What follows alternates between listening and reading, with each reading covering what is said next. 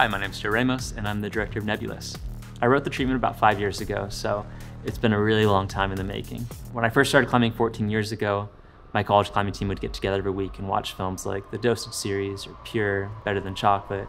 And in the era of climbing films, there was a loose narrative, but when they were really boiled down, they were hype skate edits with massive dynos in the Rocklands or micro-crimping in the Sierras, always set to some sort of electronic or reggae SoundCloud track. And I couldn't get enough of it. It's what really got me excited about the sport.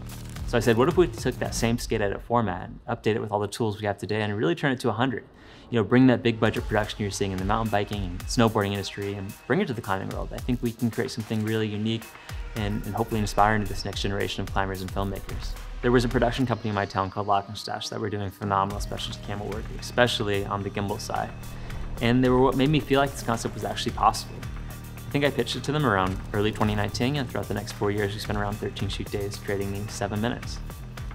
I was really excited when Joe approached us about Nebulous because it was going to be a great test of how we can capture really hard climbing in the middle of the woods in a very compelling way. The best way to convey weightlessness that I could think of was primarily shooting on our Mobi Pro. That allowed us full remote access of pan, tilt, and roll, and the fluid camera movements on the jib, the cable cam, and handheld were able to smoothly move the gimbal where we wanted it while I was able to remotely control where it was pointing. In prep and camera testing, we were able to try new movement techniques and gear setups. We tested lighting from a drone, inverting the gimbal on a cable cam sled, and lots of fast camera movement and rolls. We wanted to trial some of these things in a practical setting, so thanks to our local climbing gym, Zenith, we did a few-hour test shoot there just to see how we could start pacing these things together in a fast and flowy way. Visually, I really wanted to immerse the viewer and almost take them on a ride. I think every climber has experienced that flow state where your sequence is so dialed in you can feel almost momentarily weightless. And I wanted to translate that through our cinematography by treating it as though the camera was in a zero-gravity space. Getting all of our gear to each location was a multi-trip marathon. I think often taking over an hour to get to the base of the climb and even longer for the night shoots. I think we had roughly 750 pounds of camera equipment and another 1,250 pounds of lighting.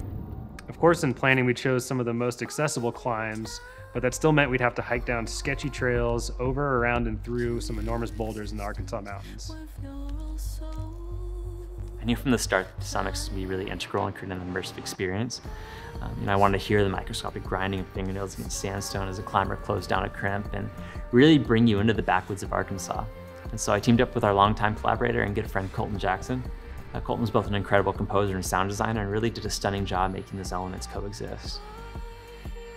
Going into this film, Joe had a vision in mind for what he wanted the sound to do, and one of the biggest components of that was sound design and score working together. And I know for the beginning especially, he wanted to feel like a banger track almost. You know, there's a lot of energy, there's a lot of drive, so we added some 808s and synthesizers to make it feel really electronic and huge. And so going from there, we had the conversation with Tobias and Joe of saying, hey, how do we keep a good flow of dynamics and energy throughout the entire film? You know, it was nice having James on board for the Foley, having the authentic sound.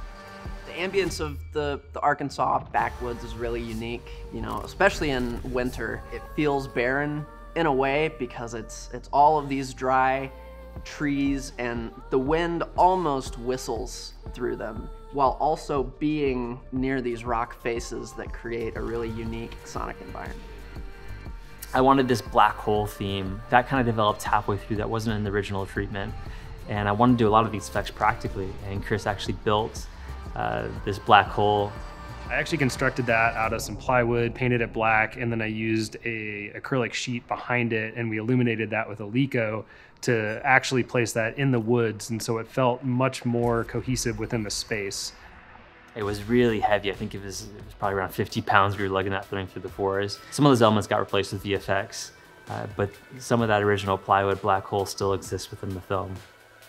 One of the biggest challenges on this shoot was lighting a night exterior in the middle of the woods with no power and accessibility. So every shoot that we would set up, we would have to hike in thousands of pounds of gear just to get our baseline exposure for every night climb that you see. Our locations for night exteriors were a blessing and a curse. It allowed us a bunch of surrounding boulders that we could light on top of, which gave us a really high angle of attack on our lighting, which is really good for emulating moonlight. But at the same time, we had to get on top of those boulders with all of our equipment. At the end of the day, this is just a climbing film I got to make with my friends. You know, I'm so beyond grateful and proud of all the work everyone put into this project. And after all this time, never giving up. Climbing has had such a huge impact on my life, and I can only hope this film inspires others to try it.